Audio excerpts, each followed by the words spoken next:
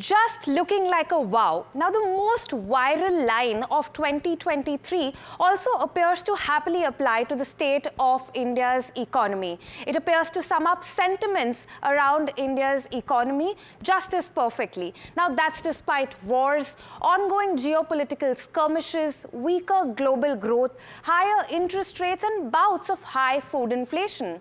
Now, despite all of that, India's GDP grew by a solid 7.7% in the first half of the fiscal year.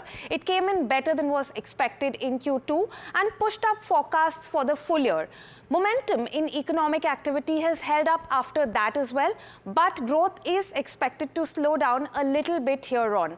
Now, for the full year, GDP growth is projected at 7%. That's according to the RBI.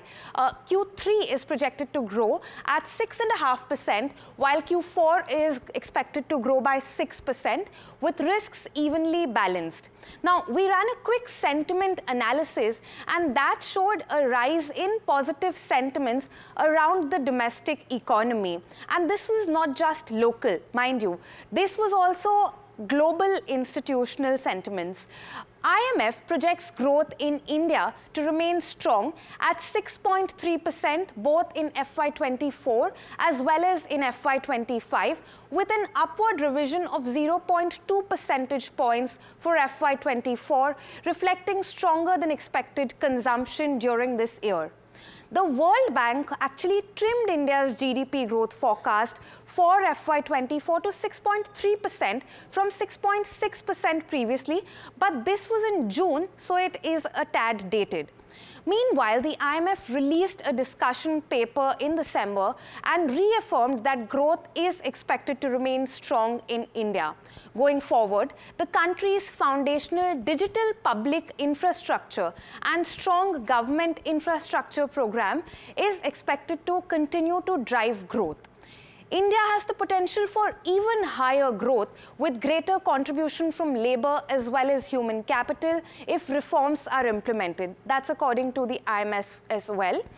They continue to also recommend ambitious medium-term consolidation efforts given elevated public debt levels and contingent liability risks.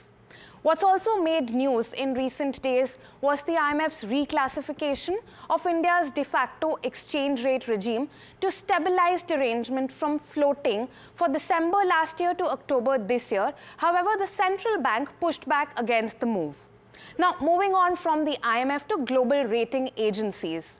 Not too long back, Fitch Ratings raised India's medium-term potential GDP growth.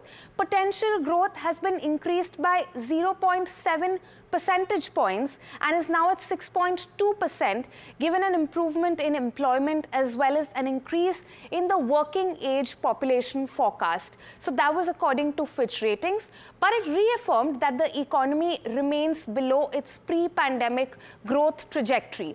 The cumulative shortfall in the projected level of GDP by 2027 is still projected at 5.8%.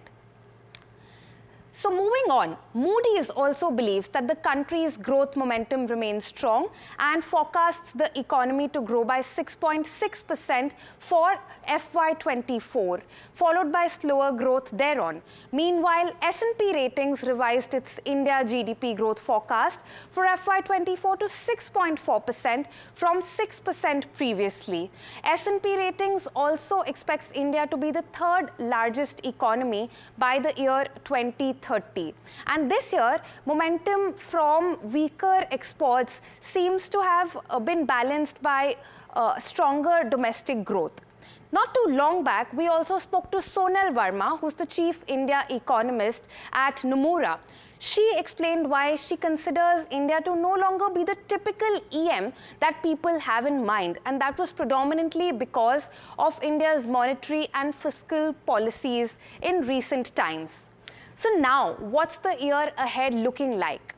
The RBI, in its latest bulletin, has said that broad-based strengthening of economic activity is underway and will likely be sustained by easing input costs and corporate profitability. CPI inflation is projected to ease to 4.6% in the first 3 quarters of FY25.